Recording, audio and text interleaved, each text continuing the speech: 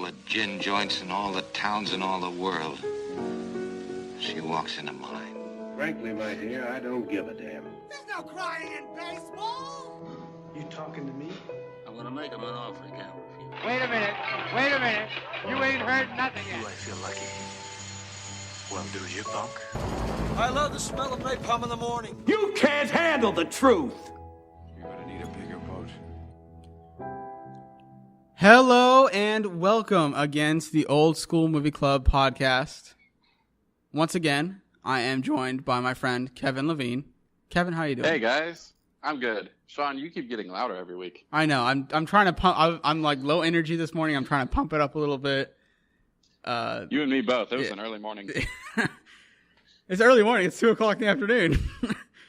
No, but I've been up since 6. Yeah, that's true. I'll give you a pass. I played basketball this morning. I've been tired all week for no reason. It's been a really long week. Yeah. But anyways, we had a really good movie to watch this week. Yeah. So we had a week off. I had some family stuff to take care of, but in that last week, we watched the Shawshank Redemption. A pretty classic movie. Like if you ask anybody besides me and Kevin before these last 2 weeks, if you had ever seen it, they probably would say yes. Somehow me and Kevin never saw it before, or I think Kevin's seen it before, but it was so long ago that I didn't remember like actually what happened. About 11 or 12 years ago. Yeah, the same thing was true with my girlfriend. We watched it together, and she like seen it like long time ago. Kevin, what were your initial thoughts about going into this movie? I was really excited to finally get a chance to watch this movie and have good reason to do so as well. Again, as I've said, week after week, I don't like the long running times. Yeah, I know. Unless the Those things movie are killing can us. fly by.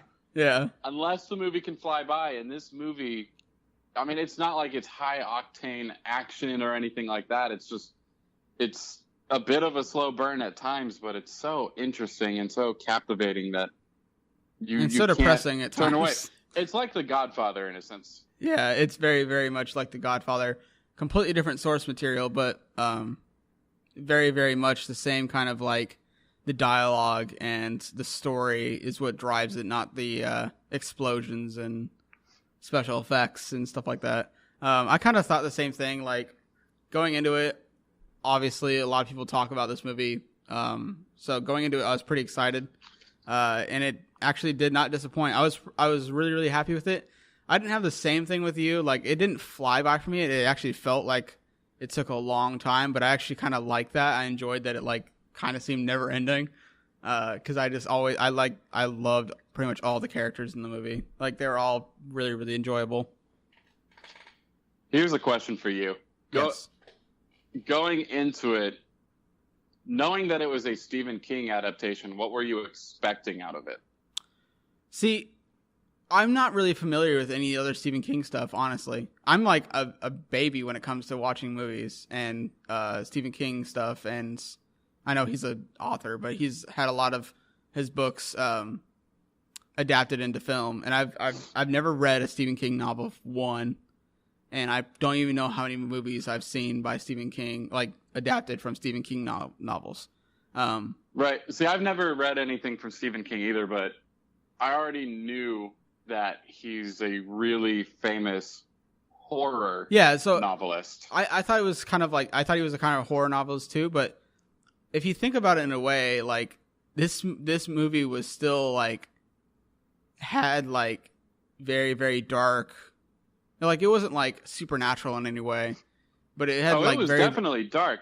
But see, like with his horror adaptations of stuff like It, which is coming out next month, and the original It TV miniseries that came out in like 1990. Yeah.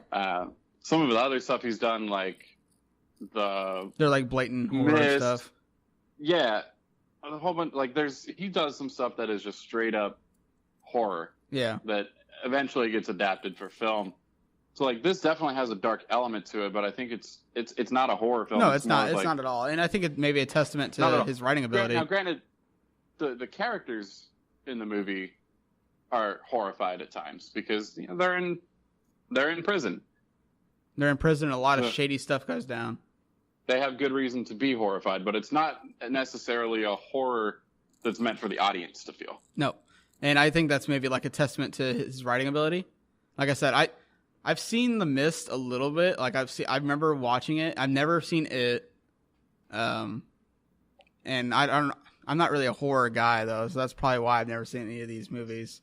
And we will be watching horror movies in this movie club. But yeah, I'm not really excited for that though. So what did you think about the characters in this movie? Because I thought like all the characters, even like the minor roles, like were spot on. Like all these characters were all good and enjoyable characters and believable characters. I think this movie has arguably the best character development of every movie we've seen so far for our show. It's up there with The Godfather. I mean, the characters are by far the best element of this movie. Yeah, I think so as well. Like you said, like The Godfather, where the characters and the character development really drives the film. I think it's the same here. You know, watching the journey of like the main cast of characters through their, like, this spans 20 something years in prison, doesn't it? Or 19 years or something like that. Yeah, it's pretty close to that. Yeah, it spans like a long period of time, and you do see like noticeable changes in the characters and like their demeanor, and like Morgan Freeman's character, like at the beginning of the movie, he's kind of like, well, whatever, if I don't get out, I don't get out. And then by the end of the film, he's like, you know, I'm going to end up dying here. And he starts to like dread that and be, you know, what was the word? It's assimilated, but what was the word they were using for it? Like when they became like institutionalized. Institutionalized, yes. So he'd pretty much become institutionalized. And he was afraid of getting out, honestly. And that's scary in itself to think of. Like, you're so like used to the life behind bars and life in prison, and you're so used to this regiment that when you get out, you don't even know what to do. And I just like, think about it. Right, and we saw that in the film with Brooks Hatlin, which is a character played by James Whitmore. Yeah, the older guy who's the prison librarian who eventually gets out. He's like, what did you say, 80s probably? Yeah, so he'd been in prison for like 50 something years. Yeah, and he got out, and he didn't last long at all out in the real world before he decided to commit suicide. Well, I mean, like, think about it. Like, this movie takes place in like the 50s to, I think, late 60s. I think is the time frame for this movie, or it's like 47 to like. Yeah, it starts out in the late 40s. And think about it. Like, Brooks was in prison for 50 years, and he got out in like the 50s. So if he was in prison for 50 years, he went into prison in something. Yeah. Like, think about how the world had changed from 1900, and obviously we weren't alive, so we don't know. But just think about how our world has changed in like the last 5 years. If you think about that time span, he was in prison throughout World War I and World War II. Exactly. He does he mentions it in the letter that he was writing. He's like, I've seen an automobile before, like as a child, but they were like, you know, one every like year you'd see. And now like everyone has one, and it's like everyone's going places so fast, and like it's got to be overwhelming. Like think of if now, if someone got out of prison that was in prison for 50 years, got out now with computers and things, think about how they would feel like about the world around them. Like, people have supercomputers, which weren't even really like, they were just being used for like military purposes and stuff in their pockets. And at that point, computers were the size of, you know, a couple buildings. Yeah, and like they were only used for like military stuff, and now we have a more powerful machine in our like everyone's pocket, pretty much, or most everybody's pocket. Like, just think about like that kind of realization of like, I really don't know what's like going on, and they have some contact with the outside world, but it's very, very, very minimal. Like, they see the buses be updated every so years. When they get new prison drop-offs, but that's about it. Yeah. So what did you think? Like, this story followed, I can't even remember. I'm so horrible with names. I can't even remember the main character's name. Andy Dufresne. Andy Dufresne, thank you. Oh my gosh. That's like, That's such an easy name to remember too. Okay, anyways, Dufresne. This kind of follows Dufresne's. First he was wrongly convicted of murdering his wife, and you find that out later in the movie in a big reveal, which I think was kind of like that was like the most unbelievable thing in the movie. Like the chances of the guy that was like rooming with the guy that actually murdered your wife, like spilling the beans, and then he come to your prison and bring friends with you. Like that was the most unbelievable thing to me, but it's still like I liked the character enough to where I was like, okay, I can buy that, I guess. Right. But it follows Dufresne's wrongly accused, gets sentenced to double life sentence in prison. And then he goes into prison, and Morgan Freeman kind of describes him as like this nonchalant guy, even though in prison. And I think it's because he had this like plan that he hatches. Like he really doesn't explain it throughout the entire movie, and then really near the end you kind of find out like, and it's you can kind of see it coming. Like I knew that he was going to escape from the prison by spoilers. So I knew it was coming somehow, but like the way that they set it up and like they kind of drop little subtle hints here and there. And then all of a sudden that big reveal when the guy throws the rock through the poster. And it's just like, yep, he's been tunneling literally this whole time. He had this plan this entire time. 20 years. That's a lot of perseverance. That is an extreme amount of perseverance. And he uses like, he got on the good graces of the warden and kind of like uses his shadiness to kind of fund his own life post prison.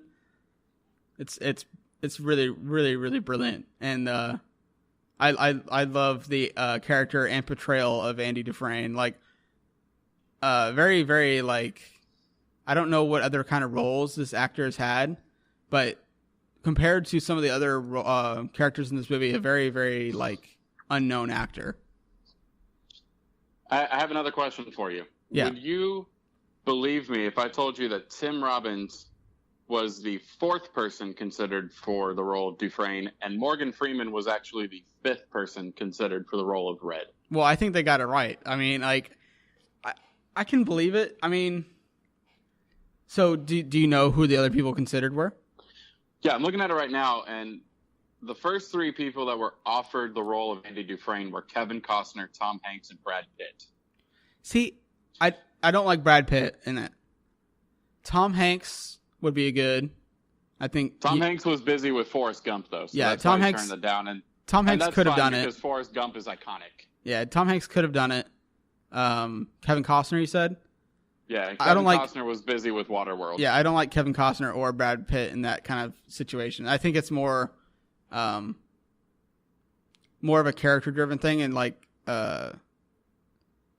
while they're good, I still think they're really good actors. They're not that kind of actor where it's like their dialogue and stuff can pull a whole movie. And I might be completely wrong on this, honestly. Right. But Tom Hanks would make this movie a little bit like kind of interesting to see like how he would have done it, because Tom Hanks is a amazing actor. Right. He's got more name power and he's Tim more Robbins. star quality than Tim Robbins. Yeah. So, which is not a knock against Tim Robbins because he was phenomenal. Oh yeah, he was amazing in this movie. Like I said, he like definitely holds his own against these other like really big names, you know. Right. So the other people that were considered for the role of Red were actually Clint Eastwood, Harrison Ford, Paul Newman, and Robert Redford. I'm so glad they got Morgan Freeman for this. It's fun. Listen to this little bit here. It says, although Red was written as a middle-aged Irishman with graying red hair, which is how he's written into the book. Yeah. Frank Darabont, the director of Shawshank Redemption, cast Morgan Freeman for his authoritative presence and demeanor, and just simply because he couldn't see anyone else playing Red. You know, that's an awesome nod to the book too, because there's a quote in the movie where he says, "It maybe because I'm Irish." Right, and looking at that right now, that was improvised. Yeah, that's a great nod to the books. Then, I like at the time It's I was like, also "Oh, a that's bit a funny line." I was like, I kind of laughed at it, but now it has so much more weight if I had read the books beforehand. But like, think about like a Harrison Ford in that role. Like, I think Morgan Freeman was almost perfect for this. Like, at least for what we see in the movie. I don't know about the book version. Books and movies are like, they get changed around a lot, but for the movie version that we saw, Morgan Freeman was like perfect. Yeah, and you also have to think about the fact that Morgan Freeman's character was also the narrator. Narrator, yep. Who else do you want narrating the movie? The most popular narrator ever. Right. Like, that narrates every documentary ever made on Netflix. I just want him to narrate my life. Exactly. Man, the characters and the acting in this movie were just great. Like, and we've been talking about characters and acting here already for like 10 minutes. Yeah, that's just kind of like a testament. So what did you think about the overall story, though? Like, that kind of like, how do you think they set it up, like that reveal, and how well do you think they hit it? And I'm pretty sure you probably already knew as well that they were going to escape prison, because it's a pretty well-known thing in pop culture that they escaped from Shawshank. But, right. Well, and there's the iconic image of Dufresne standing outside of the prison with his arms wide open and the rain pouring down on him. Yeah. Which, that comes at the end of the movie. Yeah, so like, it's kind of spoiled for us, but like, how do you think they set that up? Wonderfully. One word. Wonderfully. One word. All right. So what are your overall thoughts on this movie? I am giving it a 4.5 out of 5. Just the one knock that I have against it is I feel like some of the scenes could have been trimmed down by a minute or so. Yeah, it's approximately 2 hours and 20 minutes, which isn't a bad runtime, but I still feel like some of the scenes maybe were a little too long. I feel like, even though I did end up liking the character, I feel like a lot of the stuff with the young kid that comes in, he's basically just a plot device to kind of move the story forward and let Dufresne know that he really is innocent, and he's like justified in everything that he thinks. And kind of like lets the other characters know that, oh yeah, he was innocent. He was telling the truth, even though we're all innocent in this prison. Right, and the warden can't have people knowing that Andy was actually innocent, so that's why they end up killing Tom. Exactly, and I think they could have done that. Important. He is important, but I think they could have done it in a different way, because he's literally just a plot device kind of inserted in there, and be like, kind of like, oh yeah, I roomed with your, like, that's the only thing I didn't like about the movie, is like, and like, saying I didn't like it is like a strong statement, because I still I like that character, and I like the interactions that they had with that character. It's just, I feel like that if they were to cut anything, that would probably be the thing to kind of change around, Exactly. Okay, so that's Shawshank Redemption. I think Kevin, you gave it a 4.5 out of 5 or 4 out of 5. Yeah, 4.5. 4.5 out of 5. I'm also going to go with a 4.5 out of 5. It's an amazing movie. If you still have not seen it yet, I'm sorry we just spoiled everything for you. But even with spoiler alert. Even with everything, this is the movie club. We set it up last week. They had their week to watch it. Even though that's very true. Even the though movie's been out for 23 years. Yeah. If you still have not seen Shawshank Redemption, I highly, highly, highly recommend it. And then now moving on from Shawshank, we're gonna head super, super old, black and white romance. We are about to watch our oldest and shortest movie. I mean, I'm tired of these like 2+ hour run times, so. Right. This next movie, when I looked it up and I saw the runtime of like 105 minutes. I'm ready for this. I'm ready for this. All right, we're going to be watching Casablanca. Is Casablanca? Casablanca? Casablanca, potato. Exactly. Anyways, black and white movie, really, really old. By far, I think the oldest movie. What time? When did Godfather come out? 1970. 1972. So and Casablanca is 1942. Oh, okay, 30 years. By far the earliest movie. Older. Yeah, by far the earliest movie we've watched so far in this. But see, I'm excited for this because one of the most iconic acting duos in film history is Humphrey Bogart and Ingrid Bergman. Yeah. And we're finally going to get to see them. I have literally no thoughts on this movie going in. Like, I don't think if I was not doing this podcast, I probably would have never watched this movie.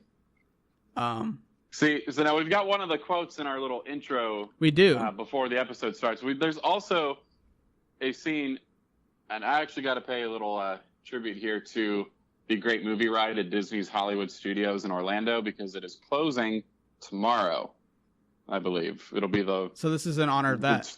It's very last day of operation, but Casablanca has a scene in that ride, and it's actually from the end of the movie where Bogart's character is looking at Bergman's character and gives the famous quote, "Here's looking at you, kid." Yeah.